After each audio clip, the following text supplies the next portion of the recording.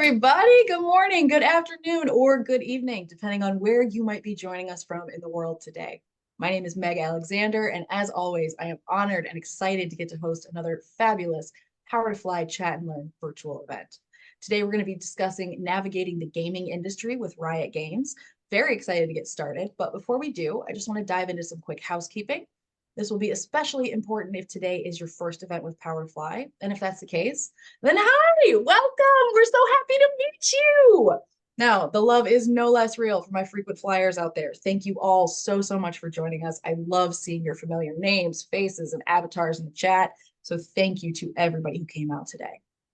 Now, the big thing to know about Power to Fly events is participation. We want to make sure that your time spent with Power to Fly and great companies like Riot Games is worth it. So if you'd like to participate, you're welcome to do that in a number of different areas. You can always turn your cameras on if you'd like to share your smiling, maskless faces with us safely. But there is no need to be Instagram perfect, y'all. Just because I got all fancy and actually washed my hair for the first time in 4 days does not mean that you can't come to us from your living room couch or a corner office. You can be in a three-piece suit or in your bathrobe. It makes no difference to us. We just want to be here to learn and grow with you together. Now, we are recording today's session, and what that means for you is you don't have to take notes. You get to relax, kick back, and enjoy the conversation that I'm about to have with Bridget. Now, don't worry if you missed a resource that we list or a link or anything like that. You can always go back and rewatch this recording later on. Now, if you want to check us out on YouTube, we are live streaming to YouTube right now. Hi, YouTube. And the recording is usually posted there by the end of business today. And let's just say that Bridget says something just mind-blowing, paradigm shifting today that you cannot wait to share with a friend or coworker or relative. You do not have to. Like I said, you can always head to our YouTube channel if you want to check out our videos there. There is also a kind of greatest hits. Some of our favorites from our chat and learns are stored there as well. But the big, kind of mother load of all of our resources is on our website. So everybody that signed up for today's event, whether you're here or not, is going to get an email in about 4 to 5 business days to where you can rewatch this recording when it's posted on powertofly.com. Like I said, that is where all of our resources live. We would love to avail them to as many people as possible. So please feel free to take advantage of those, check those out, and share whatever you would like with your community as well. Now, if you want to participate, but you don't want to do so with your camera, that's totally fine. You can always participate in the chat. You're welcome to ask questions, interact with your fellow attendees, anything along those lines. Just make sure that per our code of conduct, which you can see right here, just make sure that we're always operating from a place of kindness and respect. This is a lot of boilerplate legalese, but basically what it boils down to is just don't be a jerk.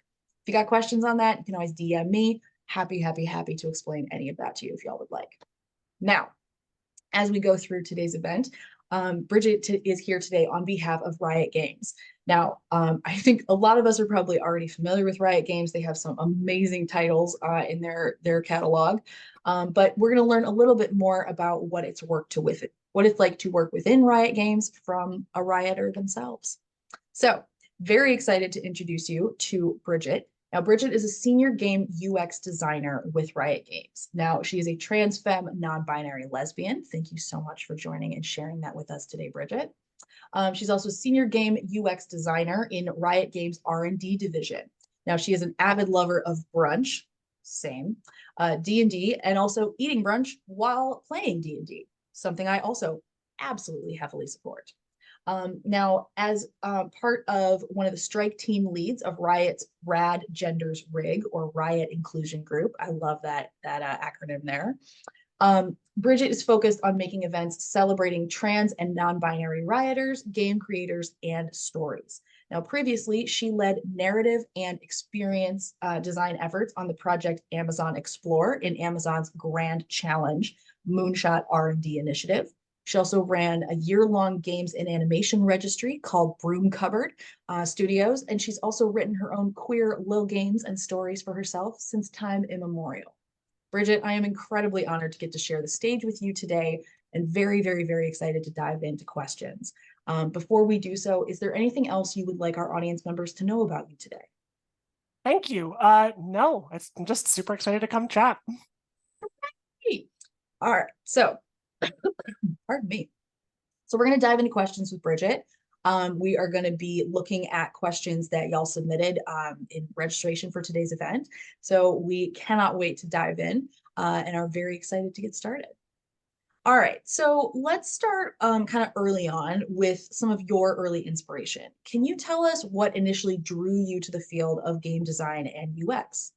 Yeah, absolutely. I played a lot of games when I was a very small child, mostly because game consoles were banned in my house. So that made them all the more alluring. I will say that it also was a big source of gender exploration for me. I think practically you see a lot of trans folks who find games a powerful outlet to, see themselves as other people, to play around with storytelling, to try making things that live outside yourself. And there's just the announcement of Dragon Age 4 this last week. And Dragon Age 1 was a big game for me as a kid where you could play as a girl and you could date another girl in the game. And that was just not a thing that was in media. There was just not nearly as much trans representation as there is today. And there was way less queer representation in games. It was pretty controversial and progressive for the time. And it just became an outlet for me. Like storytelling in general was a big outlet for me. D&D was the place where I came out first before ever coming out to myself even. And so generally like finding ways to live outside yourself in little stories, especially like with friends and community, was like a big thing for me. So games always had like that allure. Also, I was like really excited about spaces where tech and creativity overlap. There's a lot of spaces like that in games. You have areas like VFX, which is about, creating splashy visual elements that are built out of technology, but they look artistic. You have stuff like technical animation, which is like building puppets. So that's technical, but using the puppets is animation. So that's artistic. And you have UX design, which is what I do, which tends to be around like, okay, how do you like math these systems together that allow someone to interact with the game? But you also want it to look pretty and feel good and hook into these overall game systems pieces. So like the combination of like getting to be another person and play around with that, especially in social settings, plus like this fusion of art and tech was a real huge draw for me. I mean, it makes a ton of sense. Like we were talking earlier before we, started today about our experience with gaming, and mine is fairly limited, but I know how much fun I have getting to change the character that represents me. I am very frequently playing as someone much bigger and more muscly than myself. So I know how much fun I have with that. And I can only imagine that it's that much more powerful and more resonant an experience, especially if you are not used to being able to live as your authentic self, or you're just not sure who your authentic self is yet. Because I mean, most of us are kind of constantly works in progress. So I think that's wonderful and really, really amazing to see. Very, very Yeah, cool. and for sure, I think one of the things that I found really powerful about games was that for cis people as well, like I don't know, I'm a diehard fan of Final Fantasy 14 and played a lot of World of Warcraft as a kid, and you see a lot of people playing characters of genders that they aren't and they don't identify as, and that's a huge source of I don't know, play for people. How many cis men never get called cute in their lives, but they can make a cute little cat girl and now suddenly everyone's calling them cute. Like, and that's a really powerful, expansive experience for that person. And so I got to see my friends doing that, my cis friends doing that. And so I was like, well, I mean, that's cool. That opens up space for me too, to like, play around with playing as a girl or playing as non-binary characters, playing as lesbians in games, things that seemed like they were never an opportunity for me because I didn't even know what the word trans was until I was in my mid 20s. But the idea of gendered play was so cool. And especially in the last 10 years, you see way more out trans game developers and out trans stories in games. So it's no longer just like, hey, here's this place that you get to play in the guise of being a cis person who is acting as a cat girl, but you actually get to play as the person who you are. You get to play with the feelings of trans identity, of queer identity. And it's like games has a long history of not having women at the forefront. And you see a rise of female-led games as well, and female-led stories. And that's really powerful too. And you get a lot more, I don't know, not just like diversity in terms of content, you get diversity in terms of safety of us being able to work in the industry. But you also get like a diversity of play experiences. You get better and more interesting stories that get to be told, and game loops that get to come out of it. So yeah, I love that stuff. Games are great. Absolutely. Yes. Yes. Oh my gosh. I mean, a couple of years ago, I remember seeing in the first like kind of the intro kind of stuff when you're like choosing what character to play. I remember seeing a game that instead of dividing it into male versus female characters, it was body type 1, body type 2, and body type 3. Yeah, Animal Crossing I does that. It's so great. I love it. yes, and like even like you said, even as someone I am cisgender, I'm heteronormative, like that is something that I found really, really cool. And I kept thinking, like, if I think this is super cool, that must feel so gratifying and so just validating to be able to see the default settings be more welcoming to everyone. I think that Yeah, was wonderful. Okay, yeah, yeah. let's talk a little bit more about Riot Games. What is it like for you to work in the R&D division within Riot Games, and like how does that differ from some other roles that you've held within the industry? Yeah, R&D is wild. So I think a lot of people look at Riot Games and they see, Valorant, League of Legends, lore, TFT. They see all these games that have like tons of people playing them and tons of people working on them and active content coming out all the time. And I think practically that is a real different experience than working on a game that doesn't exist yet. I think there is a ability to talk directly to fans. The number of developers will just, if you want to see what your UI looks like in game, you can just load up a Twitch stream and watch someone play your game. I can't do that. I would get very fired if someone was playing my game on Twitch, because it's all super secret. It's all super NDA'd. I came from before working at Riot, I was working at Amazon, like you were mentioning earlier. I was in their R&D division, which is called Amazon Grand Challenge. And I was working in R&D there as well. I was an experience/narrative designer. It was all a bunch of floaty terms, but it was a experiential narrative project. The idea was you hop on a Skype call and there's a person walking around in Tokyo, and that person can give you a live guided tour of the location. And then that live video tour is like a one-on-one call. And then it's augmented with augmented reality that comes over the screen. And we ship you a box that arrives on your doorstep the day of the tour. And they'll walk up to a green tea shop and they'll say, hey, open up compartment number 1 of your box. And it's the same green tea that's sold at that shop.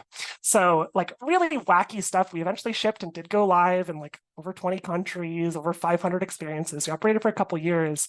And I got to see what it looked like for this bizarre R&D project that had so many operational elements and narrative elements, experiential elements that needed to be solved. It was a very ambitious project, and it go from being this R&D thing that was me and 13 other people in a basement messing around with cameras and running around with 20 e-bike batteries trying to charge things in Tokyo, and then see it scale operational live and us be like, hey, how do we keep this a sustainable business? And then eventually it was shut down at the end of 2022 as part of the larger tech layoffs that were happening around that time.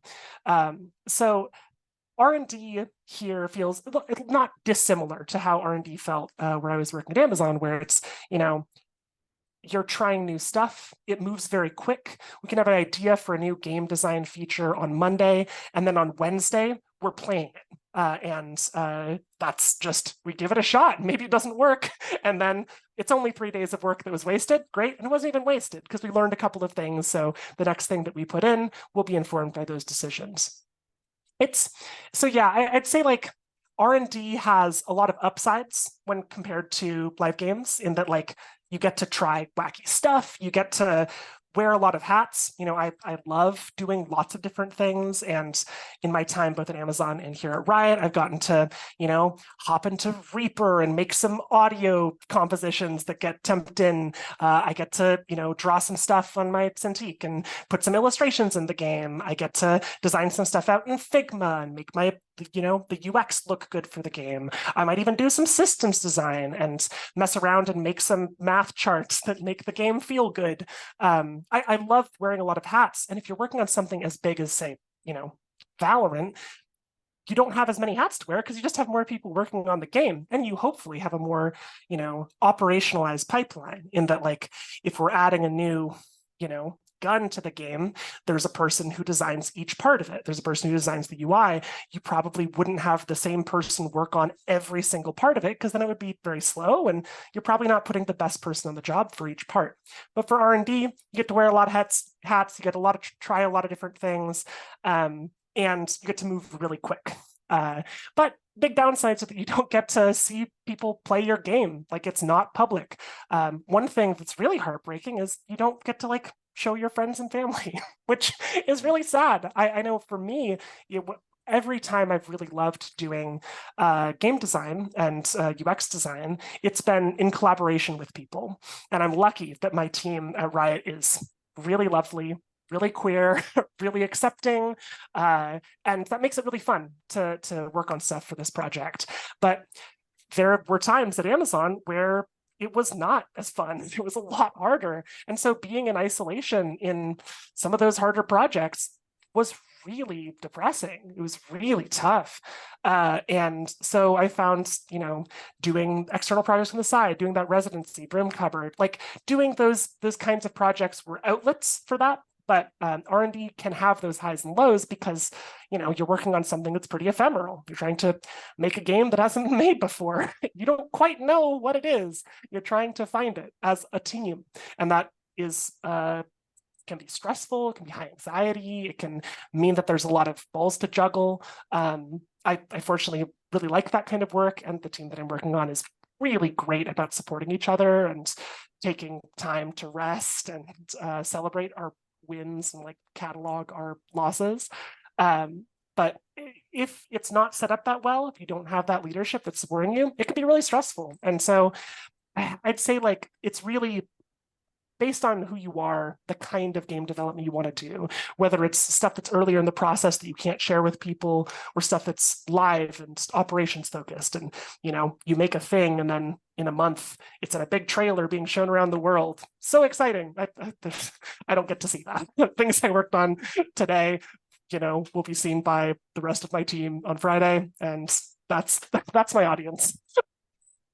No, that makes a ton of sense. And I really appreciate you kind of diving in there, because even for those of us who are incredibly interested in games or have a very long gaming history, that's not me, by the way, but people who are, that's a large distinction. And I love what you'd said about that idea of having to kind of innovate quickly, but also fail quickly. It's something that we talk about a lot here, or at least I do, that, human brains are not designed to learn from success, right? Success doesn't really teach us anything. We learn from failure. And so if you are if you're looking at somebody who knows a lot and is really great at what they're doing, you are looking at someone who has failed a lot.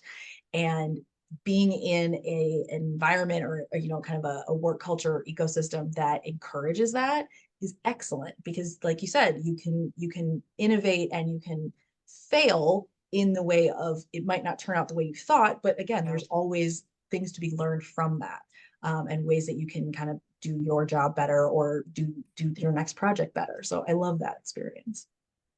Yeah. All right. So we talked a little bit about Amazon Explorer. Can you tell us what it was like to lead the narrative and experience design efforts there? What was that like? Because I'm fascinated by this idea as well. That is bonkers. So wacky. Yeah, so the the wacky tee up to me working at Amazon Explorer is I was at the University of Washington, where I was doing a dual degree in interaction design and computer science, which was two pretty intensive majors. I think it was a little too much work. I think that some of us cope with not coming out yet by taking on a lot of responsibility so that people are very proud of us. And we don't necessarily realize why we're doing this. But it was a ton of work. And I ended up having my big thesis project was this VR game that was an asymmetric VR game. The idea was one person was in VR and 4 people were on laptops, and 4 people on laptops were all playing like a Mario Kart style racer around a track. One person in VR was a big kaiju, and they would like try and smash you if you got too close to the center of the track. So it was kind of this 1v1v1v1 game where you would take the short roads on the inside of the track, but then the monster would smash you, and if the monster smashed all 4 people, they win. So it was like a ambitious project. It was a lot of work to do solo. And I had like good support on it. But I also was extremely broke, incredibly broke, and not too broke to like my laptop crashed because it Photoshop started overwriting chunks of my hard drive, and so my laptop just started eating itself. I didn't have a VR headset, so very difficult to pull this thing off. And a friend of a friend knew someone who was offering a scholarship for the first time for dual degrees in the College of Engineering and the College of Art, which I was one of like a handful that year. So I submitted to it on a whim, crossing my fingers. I got the scholarship, and I ended up like funding the project. I got a new laptop. It worked. I got the VR headset. It was the early the first Vive model that was like publicly released. And then I got to meet the person who offered the scholarship. His name was Bobak Parviz. He's the ex-creator of Google Glass, if you remember those, and he came from that Google X incubator, and he was running Amazon Grand Challenge, this initiative at Amazon. And I was like, oh, I'll meet with him, sure. And I showed him my weird little projects. I had a background in doing 3D animations, so I showed him some of that.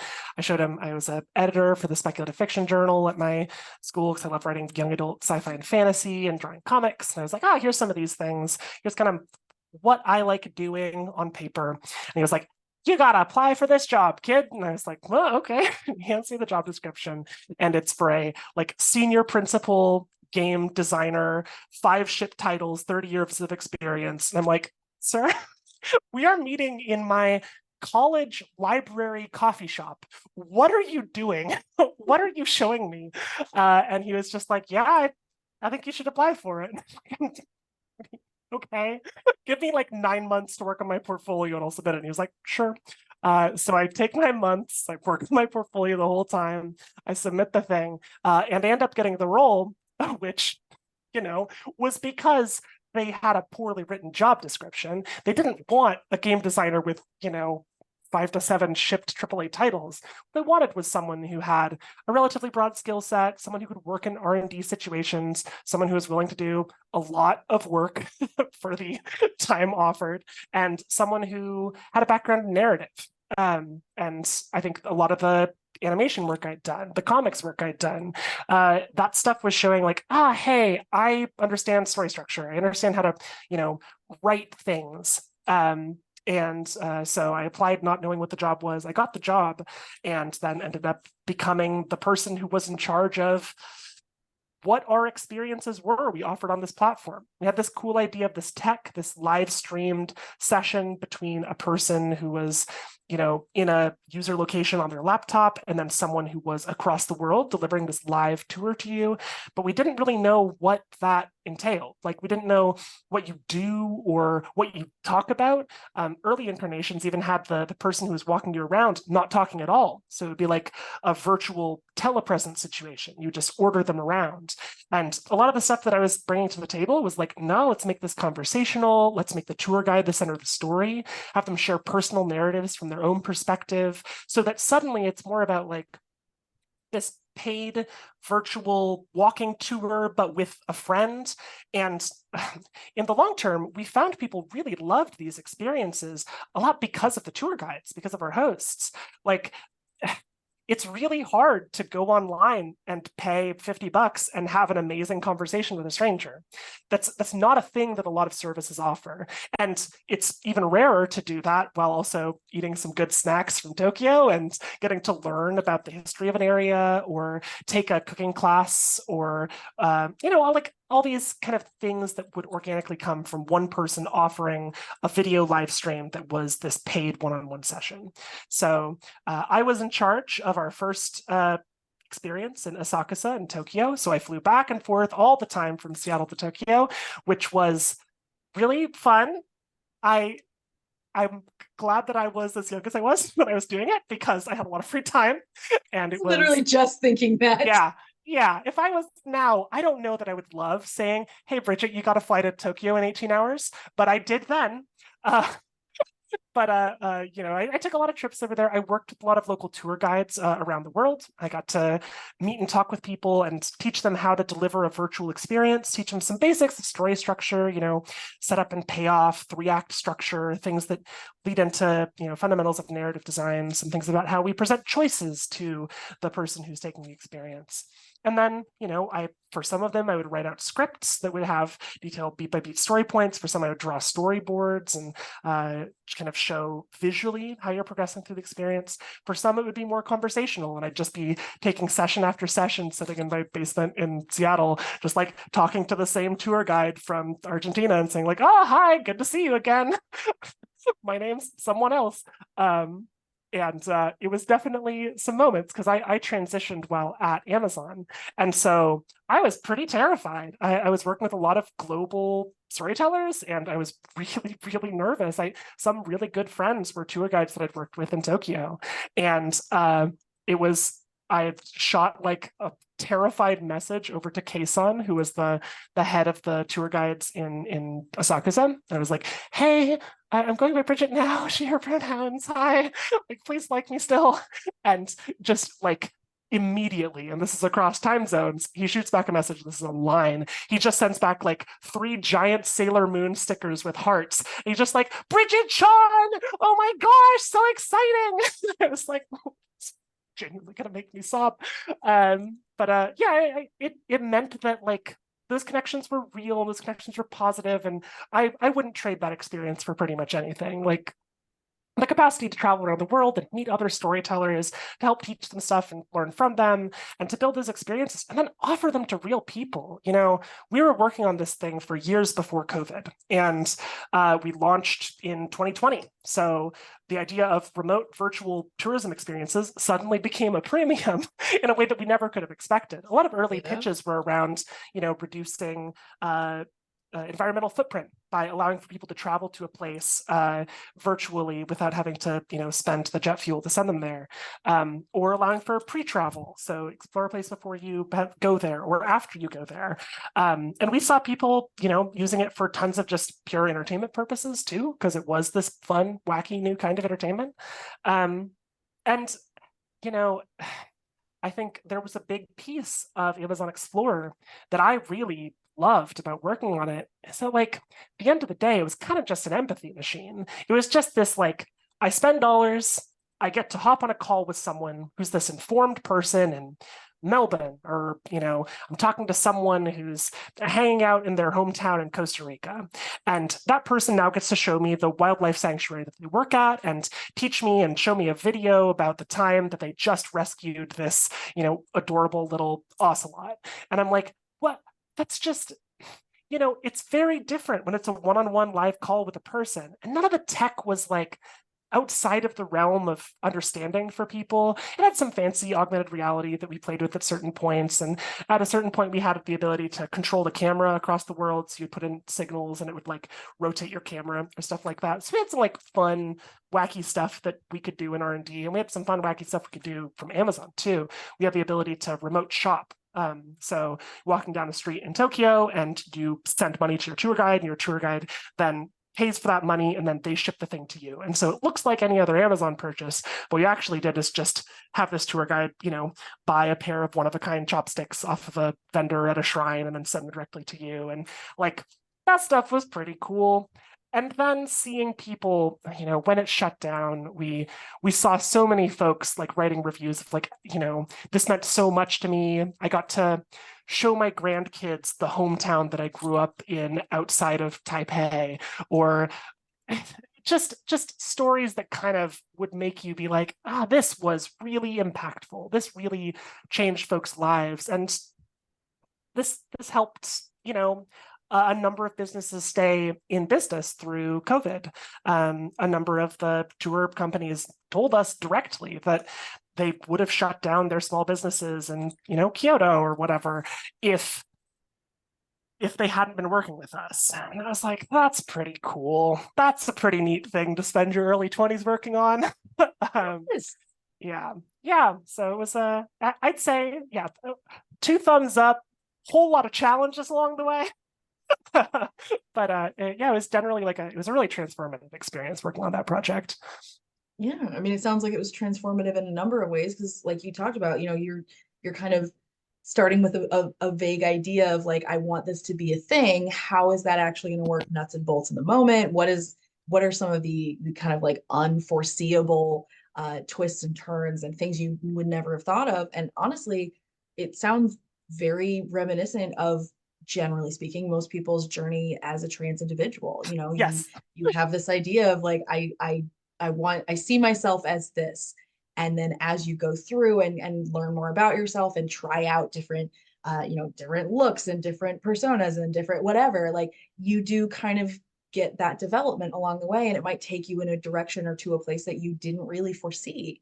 So Yeah, and there's a cool synchronicity there. it's even extra specially synchronous because I, being who I was, spent a lot of time on my coming out video. I shot myself in front of a green screen. I had like text links so that you could donate to places. I had like trans flags and lesbian flags popping up behind me in this thing. And this is my coming out video on social media. And I had scheduled this for months to be on coming out day in, I think, November or maybe it was October of 2020. And Amazon Explorer originally had some launch days earlier in 2020, and then it got bumped to be the same week as my scheduled coming out. And so they came out and beat me. They came out on Tuesday, and my coming out post was like on that Friday. And I was like, y'all, why are you doing this at the same time? But there was a very like impactful moment because I think my coming out process, as some trans folks are, as some queer folks are, you use the opportunity of you coming out to do a little advocacy too, especially because I had a scholarship from the dude who ran the whole organization I was in. I had a lever where I could talk to him and be like, hey, I'm trans. And he was like, oh my gosh, that's amazing. I don't know what that means, but I'm here for you. And oh, it's the best response ever, isn't it? It was great. And he was like, is there anything I can do? And I was like, yes, I would like to send a message out to the entire organization, the entire Grand Challenge organization of like 400 plus people. And I would like you just seconds after I hit the button send to send a response to everyone saying, I love this. I am in full support. I'm so excited for everyone to show up for you. And you being everyone's boss's boss's boss's boss will now suddenly set precedent for this organization, which did not have any public coming outs that I had seen in the 6 years I'd been there. And it absolutely changed the way that the organization talked about trans existence in that workplace. And it was not the most calm time to be a trans person in 2020. Hasn't been for a minute. And so it was I don't know, it was a very powerful moment. And someone on my team shot me a message right after that. It was just like, oh my God, Bridget, you didn't tell me that Amazon Explorer was the second coolest thing coming out this week. And I was just like, all right. Yes! All right. No, I love this. I love this so much because you're right. I am not trans. I do have friends within the community, and I know from listening to them how impactful and how important not just the journey is, but also, like you said, like that kind of announcement moment of when you start to let people in, and whether it's letting them in at the very start of this or letting them in once you've kind of figured out who you are, who you want to be a little bit. It's always dicey. It's always nerve-wracking. I mean, telling anybody anything about yourself is always nerve-wracking, but like to not really know and know that there is no precedent for what you're about to say, but also knowing that, this is important. This is momentous. This is not something that you want to really leave up to chance. I think that's wonderful. I love that your experience was like this, and I'm sure it was stressful in the moment, incredibly. Sure. And it's yeah. I think think there's an interesting thing about what the workplace is that you come out in. And of course, people can have multiple comings outs as multiple different things throughout time. Yeah. For if you're doing a big announcement, the place where you're trying to, like change a legal name is a nightmare every time because there's some weird old system that it's impossible to scrub the name from. And, changing pronouns, there's people that I'm meeting through work that know me by a different name. Say that's gonna make me feel sad. And it's a whole piece to have to migrate in. Whereas, there were no trans people on my team outside of myself, at least publicly out ones. And it meant that there was a level of loneliness, and it made me feel like, at the next role that I look at, I would really like there to be other trans people there, so that I have community. And it was, the first thing that I looked into when coming to my current team on Riot was I heard through a friend of a friend that this role was available. And so I reached out and I had a pretty long conversation with a trans woman on my team who was incredibly supportive, answered a ton of questions that, were super relevant to herself and to me. And she's now like a dear friend on the team and has been invaluable to have on the team. And it's made me have a level of community here that I didn't there, because all that community that was there was stuff that I was kind of building through, blood, sweat, and tears. Whereas having other people doing that similar advocacy work has been really validating here inside Riot.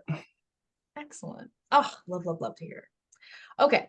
I want to shift gears a little bit and talk about Broom Cover Studios. What inspired you to start it, and what have been some of the key projects or learnings? Like, what is really important to you from that experience? Yeah, it was a intense year. I think anyone who tries to do like a hacker house model experience has a hard road ahead of them. For me, I had a number of friends who had recently graduated from the University of Washington alongside me, folks who were from art programs, from the computer science program, but who I all knew through the animation capstone process, where you like make a 3D animated short film during a year. And I made like close friends with a group of them. And I also noticed it was really hard for folks to get into the entertainment industry. I think it always is a little bit, especially because you want to have published projects that are published by a thing. And in order to get the jobs to get work on that, you need to have published projects work on a thing. It is the endless, cruel cycle of trying to work in entertainment. And they're really highly contested jobs, and they don't generally pay as well as tech. So if for folks, it's tough. And if you don't have a lot of, financial, economic privilege, if you don't have the capacity to take a gap year and just work on a portfolio, if you don't have an intense level of mental health stability that allows for you to do a bunch of self-driven stuff, all the stuff that is required to get you job in industry, or that first job in industry that opens doors, makes it so much harder. And so I saw that I had this group of friends that had this desire to go into the industry and were struggling to go into the industry. And on top of that, I saw that I was feeling really lonely. I hadn't come out yet. This is the year before that I had come out, and even to myself. And I was like, well, I would really like to be making more stuff with friends. I would like to be sharing that stuff publicly, because obviously all of my work at Amazon was NDA'd, so I couldn't share it with my family. And I was really sad about that. I really liked the community of working with other creators. And I was the only experience designer, only narrative designer at Amazon Explorer. So there were less people that I was working with that were like actively excited about telling a cool story. A lot of the people I was working with were actively excited about making a cool platform, which was not essentially, that wasn't my drive. Like I really enjoy making a emotional, neat thing that people play for fun, or watch for fun, or read for fun. So these two things were going on in my head. And I was like, on top of that, I have this nice tech job from Amazon that pays me pretty well. What if I just, rent a house and then give free rent to friends, and then we all make stuff together? And there's a million yellow flags around that situation. You want to make sure that the lines between personal life and work are clearly defined. You want to make sure that people aren't working themselves too hard because this is a cool opportunity. You want to make sure that everyone feels like they have a positive voice that they can bring to the table. It was a thing. So I talked to a lot of folks. I was like, is this a good idea? Is this not a good idea? I also realized I wanted to step into positions of leadership and advocacy. And this was like a very cool group of people that didn't have the chance to have as visible a presence as I thought they honestly deserved to have, and could have then used to move their way into industry. So the basic premise of it was the 7 of us, some of us lived in the house, the basement floor of it was all converted into an office. And then some people worked remote, or people would like commute in and all work in the downstairs office. And each month we would all pitch a project, and then we'd all vote to decide which project we wanted to do. And then we would make that project and finish it by the end of the month. And every week we'd be sharing the in-progress stuff online. So we'd be very visible throughout the whole process. And another benefit of being visible throughout the whole process was that it was easy portfolio fodder. We had great documentation the whole way. You could throw those things on your Squarespace site and it was fine. Like, it was very helpful in that front. So we had a bunch of fun projects. We did a little Twine interactive fiction game called Detective Corgi about a corgi navigating a haunted mansion. That one got like re-uploaded on a Russian game site that like stole our game. And so there were a couple of like Slavic tweens who did let's plays of it, which is adorable. It was very, very delightful. And then there was like there is some like cool animation projects that we did. One of them that I was really proud of was this little pixel game that we did a demo for called We Are Fantastic Architects. And it was this big pixel art space. You'd walk around with your character, and it was very like beautiful environments. None of us had really done pixel art before, and the 2 like folks who were doing most of the environment work did just absolutely gorgeous renderings of like this architect's workshop that was inside a giant turtle. It was like this fantastical architect story, and it was really cute. And the 2 of them both put those pieces that they'd made into their portfolios, and had mentioned to me later that those were portfolio pieces that they showed to Minecraft, and then ended up getting hired to work on Minecraft Earth, their ARPs as contractors, and used those as springboards to go off and do their own amazing stuff in industry. That's like, yeah, of course they were amazing. Of course that stuff, which was a little outside of their traditional comfort zone, but was, collaborative like work that we made together and then shipped and then put up publicly, and then they could use that in their portfolio, and it had an official sounding studio title that came from, and then they got to use that in their portfolio, and then they got hired. Like, that was 100% the dream. And then we came out with all these cool projects. And our final project was this augmented reality horror theatrical piece that we did in association with a local theater production. And so we got to like celebrate all for this giant, projection animation based play, and it was a hoot. So we got like community, and I felt like I got what I wanted out of it, which is like chances to learn leadership and chances to have community, and they got what they wanted out of it, which was awesome portfolio pieces and cool collaboration with folks. Yeah, I was incredibly proud of that work, and the smartest thing that I did was put a 1-year cap on it, because boy was I exhausted by the end of that year, because I was doing that alongside flying around the world, working on Amazon Explorer, and that was unhealthy behavior. That was too much work, because I had not come out yet and was not actively seeing a therapist. Ooh, let's talk about that. I could have an entire chat where we just talk about mental health when it comes to work. Like, yes. Oh, that is so. Oh my! I want to ask like 1,000 follow-up questions to just that story. So that we're gonna have to save that one for another chat and learn. That is amazing. Okay. Would you say that is like the favorite like game or project that you've worked on, or is there anything else that has really been super special to you since then? I mean, there's a lot that has meant a lot to me about working in games. I really like storytelling. Just this last weekend, I was out over on Orcas Island, and I was reading a couple of books. I read a book that I wrote at age 16. And it was such a bummer. Like, it was such a downer. Not the quality of it, which was rocky, but the emotional content was so grim. It was the biggest, like, little eggy teen girl edgelord girl who's immortal but wants to die, and her best friend saves her at the end, and she leaves him and hates him for it. It's just real gems of stuff.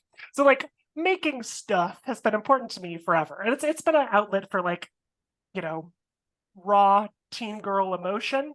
And it's been an outlet for creative community. It's been an outlet for having a day job that pays my insurance, having to afford estrogen and surgery. And it's been an outlet to, like, feel fulfillment and creative satisfaction in making things that live outside myself. One thing that I did that was part of my portfolio that I was showing to folks here at Riot when I was interviewing was this twine piece that I made that I just used as a portfolio. I didn't put it publicly online, but I really loved it. And it was called "Can Alchemy Get Me a Gay Butch Knight Girlfriend?" Exclamation point, question mark. It was very, very big anime isekai title energy. And it was this essentially choice-based narrative life sim game that I made, like, all on my own, that was all like text and picture-based. I composed some little music for it. I drew some illustrations for it. I wrote all the dialogue and the choices for it. And it was about this witch girl who is this potion maker, and she makes potions for adventures that come by. And there's this, like, very big, pretty night girl that comes every Sunday and asks for some healing potions to go out to her on her missions. And, like, obviously has the biggest crush on this knight, and the knight eventually leaves, and that evening the squire of the knight runs up towards you and says, like, "Hey, the knight has the biggest crush on you. Can you please ask her out? She'll never do it. She's way too terrified." And so your character begins the game with negative 100 self-esteem, and your goal is to get it up to 0. And if you get it to 0, you can ask her out, but you're starting in real in the red. And so by making potions and by, like, fixing up your house and trying to, like, establish healthy boundaries with your friends and by replacing your cracked phone screen so it stops hurting your fingers all the time, it, like, improves your life. I love that. Oh my God. Keep saying words. Oh my gosh. Yeah. So and practically, it was also a big place for me as I was, at this point out as trans, but, like, still in that early stage of figuring out who I am, what identity means, what it's that fun overlap of being trans and gay, and that, like, you can get both homophobia, but both kinds, and transphobia, and you can also get misogyny. Like, you get the whole suite, and it's this fun charcuterie of challenges to navigate. And it made perfect. It was very fun to, like, play with that in a life sim context where it's like, sure, your neighbor who you can go over every morning and ask for more ingredients to get for free to make your potions, it doesn't clock you as trans, but does clock you as gay. So she'll get mad at you for not having a crush on a boy, but then, like, the person who comes and sells you ingredients is just a huge misogynist, and he doesn't care if you're trans or gay at all. He'll just angrily flirt at you. And you have to deal with both of these people, and you can see why she's so in the red on her self-esteem. Girl has a challenging life. And so you're balancing all these things, trying to, like, deal with these exhaustions, and slowly seeing your self-esteem start at negative 100. You're like, sick. I got 4 points from, buying a new plush bear to sit on my bedside. And then it's like, and then I lost 80 because I had to work late tonight for my horrible corporate tech job in order to pay for my passion job. And so you get to, like, experience all that with her. And it was incredibly cathartic to, like, I don't know, to take all these different emotions that I had as early transition and put them into, this interactive little toy that you got to play with and the storytelling stuff. So I found it's one of the projects I've been very proud of. And I probably should release at this point because I don't know if I'm going to go back and keep poking at it, but it was a very personally emotional experience. Please release it. I would love, love, love, love to take even a small peek at it. Like that, it's very clear how amazing your storytelling ability is, not just from hearing about, like, the different projects that you've done, but hearing from you about what the experience was like. I am loving all of this. This is absolutely amazing. Okay, let's talk about your approach to UX design. When it comes to trying to think about that user experience, Mhm. what is your mindset? Where is your head at when you are trying to think about how to start shaping the UX design for a particular project? Absolutely. Yeah, UX design is an interesting field. I think folks might understand what UX design means in tech. You know, the placement of buttons, the interaction models for how you interact with the website or an app. Like you might get the general idea of what UX means. Um, I think it has a very particular meaning in tech that doesn't always translate perfectly one-to-one to games. Because in games, imagine you're making a mobile app, and the mobile app allows for you to, I don't know, rent a lawnmower from a local lawnmower rentery. And so you go there and like your goal as a person who's making this app is to make it the most seamless process possible. You want to make it clear the day that you can pick up the lawnmower. You want to make it clear when you have to return it. You want to let the user know what the condition is that the lawnmower needs to be when it gets given back to the rental place. Um, that is at least it's a hard thing to do because you have to talk to the shopkeeper, you have to talk to the person who's renting them. How do you transport it? Like, what's the condition? What's maintenance look like? There's like a lot of work to do, and you of course have to design the app. What do the flows look like? What are the patterns? But games are different because games want to take that experience and say, no, no, no, no, no, that's going to be fun. If I'm making a game about renting a lawnmower from a lawnmower stand, and then I walk around the town like Paperboy and like, mow everyone's lawn, and I get points, and that lets me like get bigger and better lawnmowers that have more, gas and can cut more blades per minute or whatever. If that's the game I'm building, you can't make it seamless. You can't have that person walk up to the lawnmower rental spot and get the best lawnmower and go over and mow all the lawns immediately and then come back and you're done. That's not a fun game. That's just a series of things you did. You want to make it fun. So, how do you make that experience fun? Well, that's kind of the process of game design is, well, maybe you start off with a bad lawnmower, and that bad lawnmower has a very narrow cutting radius and it doesn't turn super well. So it's really hard to get like a good pattern across the lawn. And so you don't get as much money from the people. And on top of that, it breaks down a lot. So now you've suddenly made this much worse, but you've given yourself space over the course of the game to like get upgrades. So now it's like, oh, this lawnmower can cut 2 lawns at once, or this lawnmower is collapsible and you can hold it on your back and whatever. Lawnmower game. So I love this though. Yeah. I want to play the lawnmower. This is my new pitch. Okay. Yeah. The moment I was like turning radius, I'm like, oh, that seems really fun actually. It's kind of like, what is it? Pressure wash simulator. Oh my God, yes. Oh, I could watch those and play that forever. Oh. So yeah, in this game, you want to give a long ramp and you want to like for things to grow. You want moments where a player can express mastery or growth or narrative. You want like hooks that give value to the experience for the experience itself, not just as a means to do something else.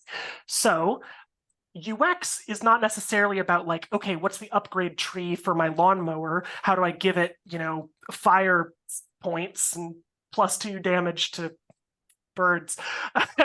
It's more about, okay, how do we communicate that right now your lawnmower is only half as good as it should be at this part of the loop? Like, how do you answer that question? Well, maybe you have some numbers that show stats for your lawnmower, and that like indicates to me like, oh, the last time I played this, my speed stat was at a 5 and my cutting power was a 15. And right now they're both at 3. I'm pretty weak for my lawnmower build right now. And or maybe you would communicate it through an overall like power stat. Maybe your lawnmower grows bigger the better that it is. So you're actually holding a really tiny lawnmower right now, and that's a clear communication of what is my lawnmower power ranking right now? So, or maybe you condense it down into one number because players really like the idea of having like a single level of your lawnmower. And all of those are like decisions that are a little bit systems design, but they're also a little bit UX design. And for like real core UX stuff, well, do you want that number that says how strong your lawnmower is to be in the top right corner of your screen where you have to look over at it? Do you want it to be on top of your lawnmower? Well, does it change really frequently and matter a lot to your experience? Maybe you put it right on the lawnmower. Maybe it's part of an immersive story and you don't want numbers to be sitting on your user interface, so you put that on the road next to your lawn. Maybe that number actually needs to live behind a shelf because you actually don't want that impacting the actual lawn care experience. You only want that as part of the larger game progression loop. Those are the kinds of decisions that come into game UX, and the ways that I think about the difference between like, experiential UX as opposed to like operational UX, I guess I'd say, like trying to make a thing be smooth and easy to use and clear. That's not to say one is better than the other. I don't want the experience of renting a lawnmower to be a fun, challenging game. I would like that to be simple and easy. But if I'm playing a game about it, I want that to be a unique and immersive experience. Yeah, no, it makes a ton of sense. Kind of not necessarily two sides of the same coin, but yeah, two very different aspects that, depending on the goal, can be weighted or prioritized or handled differently. I like this. Yeah. One of the other things that being an R&D forces you to do is be able to just pitch nonsense games quickly, because I can't talk about what I do for my job. So I have to be able to make up something that, is a wacky new thing. Yeah, of course. I like this a lot. Okay. So we've talked a lot about inclusivity and representation and how important that has been, not just for you, but also not just for you personally, but also in your work. Could you tell us a little bit more about your role as strike team lead in Riot's Rad Genders Rig and what the impact of this group has been? Yeah, absolutely. Uh, a lot of companies have ERGs, employee resource groups. At Riot, we call them RIGs, the writer inclusion groups. And Rad Genders is one of the older ones, and focuses on all folks of marginalized genders. So it's for trans, non-binary, women, and other marginalized genders folks. And that is a pretty broad umbrella. It's a lot of things to cover with one rig. I think our team supports Women's History Month, but it also supports International Non-Binary Day of Visibility, or International Non-Binary People's Day in July. So broad range of stuff. And practically the rigs do have done a lot of things throughout history. A lot of the stuff that I'm focused on working on with Rad Genders is around internal team events. So, I helped for last year for International Trans Week of Remembrance, remembering all the names of the different days.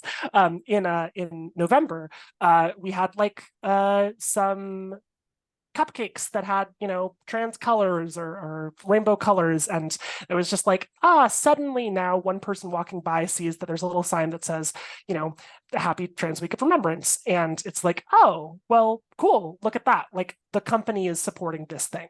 Someone who maybe is closeted or maybe has a kid that just came out as trans suddenly sees oh, this is a thing that's okay and is in fact embraced here.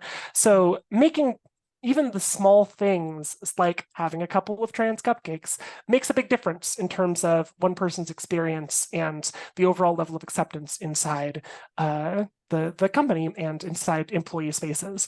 Riot's a big company, and Amazon was a huge company too. And that can mean that while I am on a team that has a number of trans people, there are, by just sheer numbers logic, going to be a number of teams where there's only one trans person on that team. And that can be really isolating. So having a rig that throws events, we did a board game night for Trans Day of Visibility a couple months ago, where we were playing board games made by trans non-binary creators. And that was really fun. We got to do a bunch of hunting to find those board games, and then put some big trans flags up in the lobby, and got to play games with other people and celebrate those particular creators. And that it has a level of impact on getting to see diverse voices for folks that are making games, which is really cool, especially in a different kind of game field. Board games are certainly different than video games in a lot of ways, but they share some language. So it's cool to see the kinds of things that trans creators are exploring. But also it's, like a community event to meet other trans folks, talk about shared things that we have in our lives and shared struggles that we're going through and wins that we've got. So there's certainly an element of supporting the trans community and trans and non-binary community here at Riot. There's also a level of just cultural acceptance inside Riot itself. We put out little trans colored bracelets, like little rubber bracelets last year, and hundreds of them were taken at the little spot where we put them out, and then people had a thing to wear during this week to show that they were supporting trans folks. And we had folks write in saying wow, I didn't know quite how to celebrate this. I didn't know if I was supposed to post on social media or if I was just looking at stuff. I wasn't really sure, but then these bracelets were out and I was like, oh great, I can wear this, and it's showing my support on campus. And that was a huge success for something that was some real cheap bracelets that we found that we could put out and let people come take and interact with. So that's a lot of the stuff that we do. There's also other cool work that the rigs do in terms of informing games. So if games have questions about a particular marginalized group, they can go talk to the rigs for folks of that marginalized group to sensitivity check things or get a first read. So I've got to be part of that conversation before, and that's been really cool. So yeah, it's I think it's been such a far cry from doing the kind of grassroots advocacy that was using my connection to the head of my initiative at Amazon. There's a community of people here doing really real cool work. There's also a lot of work that obviously comes in from medical sides of things, right? There's a lot of unique challenges to being trans or non-binary at any company. And so we can have conversations with our insurance and medical teams to make sure that we, advocate and highlight our experience and talk them through the unique challenges and bureaucracies of being trans, where there's a lot of those. Oh yeah, of course. I can only imagine. So let's kind of talk about that for a minute here. What are some of the challenges that LGBTQIA plus or LGBTQIA individuals might face in the gaming industry, and how can they be addressed? Yeah, it's, games in particular has a pretty rocky history. I think you see a lot of games companies, especially ones that were created around the 90s, that were led by a particular kind of cishet white dude and established a culture that led to a high level of toxicity and misogyny and not making it a safe space to be a marginalized person. And Gamergate's not too far in the review right now. No, it sure isn't. And that means there is already a level of terror that is also doing some of the work for that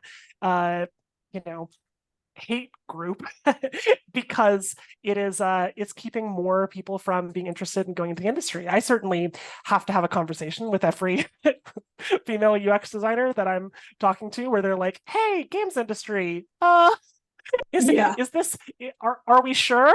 And I'm like, well, practically I always talk to every marginalized person entering games, especially for trans folks, and say that it's really important to interview the team that you're going on as well as the company. The fact that a company has, a public trans presence is no guarantee that the individual team that you'll be going to has a supportive team culture. And the fact that your team that you're going on to has a supportive team culture is no guarantee that the company itself will be supportive. Both are worth doing a lot of homework. And if you can, talking to trans folks that are already at the company to hear their experiences. Because you got to hear it from people because, there was incredible work done by a number of advocates at Amazon around healthcare. And so I had access to really premium healthcare services around gender affirming care. But even still, there was a number of people that were eventually left the company inside the insurance division that made getting access to reimbursements for several procedures I had done really brutal. Like, 40 hours a week of additional work, kind of brutal. Really, really tough stuff. And I would have certainly told any trans person about that particular process before recommending that they apply to the team that I was on at Amazon. And I think it's worth everyone do that same homework before joining some team, especially in games, especially in tech. I think you have cultures that have allowed for misogyny and transphobia and homophobia and racism and ableism and a whole lot more to all exist and to take advantage of marginalized folks. So that's part of the sad bits of going into the workspace. I'll also say that being marginalized often comes with not having access to as many of those resources. There were so many talks that I went to when I was like a squirrely little kid in college going to GDC or to an animation conference or whatever. And already lucky that I was able to go to those conferences and then getting to look at a talk that someone was giving and being like, how I broke into the industry in 9 months. I made just this incredible portfolio and I spent 8 hours a day. And I'm like, okay, you spent 8 hours a day working on a portfolio. How did you do that out of college? You did that by probably living at your parents' place. That's assuming your parents were not only supportive of your career, but your identity. That's assuming that you had resources to pay for food and healthcare and didn't have other constraints on your life that meant that you couldn't work 8 hours a day. It also meant that, your specific neurotype allowed for 8 hours of continued work on your specific, field of chosen study. And then probably that meant you had some level of community that you were doing things along with. All that's not a given. And especially for LGBTQIA plus individuals, that can be especially difficult. Parts of my community vanished after I came out as trans. It's really heartbreaking. And for all the stories that I've shared of people who are really supportive, there were also the stories that didn't end that happily. And those could have been mentors, or those could have been that person who was the boss's boss's boss's boss. And now suddenly I don't have a referral, I don't have a recommendation, I don't have a job. There's so many things that could have made that process much harder. So generally, number one, my advice to all but marginalized folks trying to get into the games industry is give yourself a little bit of a break. The folks that are breaking in a really short time are playing with a stacked deck, and that's just the cruelty of life under capitalism. And also, oh my gosh, louder for the people in the back, please. Oh my gosh. And also, I think it's not a lost case. I think practically access to game development resources is greater than it's ever been. There's incredible tutorial suites available for free for Unreal and Unity, which are, game engines that are being used in industry. On top of that, access to individual tools that you can teach yourself, like Bitsy or Twine, are so easy. And that game that I mentioned about the witch and the knight was all made entirely in Twine, just all essentially text-based stuff you can do in your browser. And I was using Reaper, which is a free digital audio workstation you can use for audio. I was using drawing things on paper and then taking photos of them with my phone and then cropping them on stuff, like pretty cheap stuff. I did use Photoshop, so that was expensive. But practically there's more access to tools than you ever have before. And there's more communities of support. I think you can Google and find a number of different places where you can find, Discords for trans game devs or trans game dev aspirants. You can find game dev communities for a number of marginalized spaces based on your field. And then support resources for that. Also, game jams have never been more popular, and Global Game Jam, Ludum Dare, ways where you can meet up with a group of strangers and make a game together, and then suddenly now that's just like how Broom Covered worked. That's a little piece that you can have for your portfolio. That's a little playable thing that you can throw up on itch.io and have that be part of your site. So I think there's a lot of access to it. It's just access isn't the only part of the puzzle. There's conversations of time and finance and resource that are not, and community that are not necessarily a given. So for folks that are looking to break in, I generally would say give yourself more time than you would give your cishet white boy pal, and also try and find ways to use what resources you do have, if you do have them, whether that's access to supportive friends or allies, whether that's access to related jobs or scholarship funds, grant funding programs. Like, I think there's ways. It just unfortunately takes more time and more energy. But there's also folks who are like me in industry and now trying to create more tools to allow for folks to go into industry. So I think it's not a lost cause. It's just hard, and the extra difficulty is, if you are that cishet white boy who gets to take any job that comes at you, suddenly you have more opportunities available to you because you don't have to do that that interview process of saying, is this going to be a safe place for me to work? Which I just would strongly recommend to anyone looking to get in the industry. I know that it seems like any job will do, but the number of marginalized folks I've seen burn out of the industry in a short amount of time because it was an unsafe place to work is heartbreaking. And so I'd really say, prioritize your own world and your own both mental health, but also like being in a supportive community as much as you can. Yeah, I mean, it makes a ton of sense. I mean, it's something that, I live with bipolar disorder, so I also count myself within the neurodivergent tent as well. Absolutely. And so that's something that's been really hard for me to internalize and really understand, is that giving 100% for me and for a lot of people does not mean giving 100% and doing the absolute best you can when you are giving everything in very unhealthy ways. Yeah. It is completely different to understand that giving 100% should look like giving 100% while you are caring for yourself, while you are being kind to yourself, while you are understanding, not, I don't mean your limitations, but your needs and what you need to support yourself and to be at your best. And I think that that is something that is very valuable advice for a lot of people, but Yeah. especially if you are coming from a degree of intersectionalities that are difficult to handle under the best of circumstances, knowing that basically none of us live under the best of circumstances, Yep. no matter where you come from So in true. life, around the globe, anywhere. So I think that is very, very valuable advice. Thank you, Bridget, for that. Absolutely. All right, we are just about out of time today, but I just want to take a second here to say a huge, huge thank you. You have been incredibly gracious and giving, not only with your time, but also your personal experience, both professionally and personally. So I just want to say a huge thank you to you for that. It is not always easy to share, even when you do feel like you are in a safe space to do so. So for myself and my own experience here, this has been wonderful, but I also want to say a big thank you on behalf of other people that are going to see this and will resonate very, very closely with what your experience has been.